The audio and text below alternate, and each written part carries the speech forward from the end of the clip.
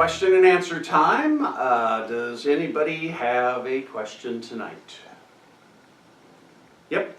Yeah, you keep telling us when we talk to the audience, you say, don't ask them to agree with what you say, ask them to laugh. What do you mean by that? Wow, don't ask them to agree, ask them to laugh. What I mean by that is material can be material that people don't agree with.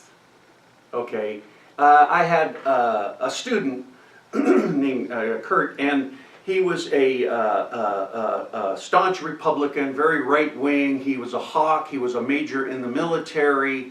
He's a lawyer. All those things. And he got up and he did material. Okay, and the material was basically, because I had to work with him on that. Was not trying to convince everybody that they're wrong from his point of view, only to say, here's how I see the world. Okay? This is how I see it.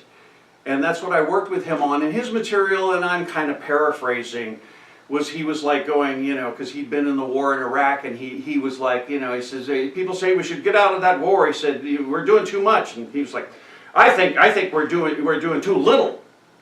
I want to go in there, I want to strafe until there's just sand. And then set up gas stations for America.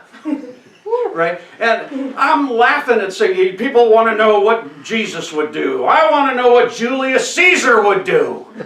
And I've got some fucking suggestions.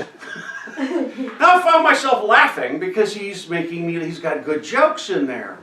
Okay? And at the end of that I went, wow, I don't agree with any of that. I don't agree with that policy. I'm laughing because he didn't ask me to agree with his policy. He was saying, this is how I see the world. Chris Rock, I can't remember which concert it is, he gets in with women and he says, women will not take, his premise was, women will not take a step backward in lifestyle.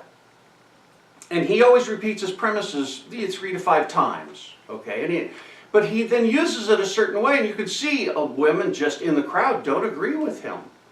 Okay, and he goes, "Oh, you think you'll take a step, but you won't. Oh, I know. You're you're a little upset at me, but in your heart, you won't take a step back in life." And he holds to that, even though the reaction is negative. And then he goes into the routine about it. And first, of course, then he goes kind of toward the guys, and he goes, yeah, guys, for instance, if you run into some hard times, okay, and like lose your job or something, and your woman comes to you and says, it's okay, dear, there's a few things we can do without. She's talking about you. Okay, well, he didn't ask them to agree with his premise. He found the jokes within that to make them laugh.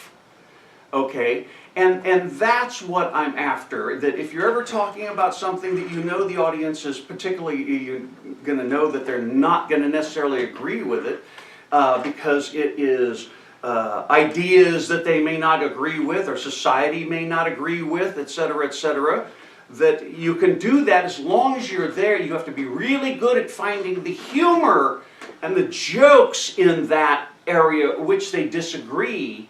And then you get up and do it, and sometimes it's going to hit, sometimes it's going to miss, but your best chance is to not try to persuade them, to make them agree with you, but simply present your point of view with the jokes and the humor in that, with presenting at them as humor for them to laugh at.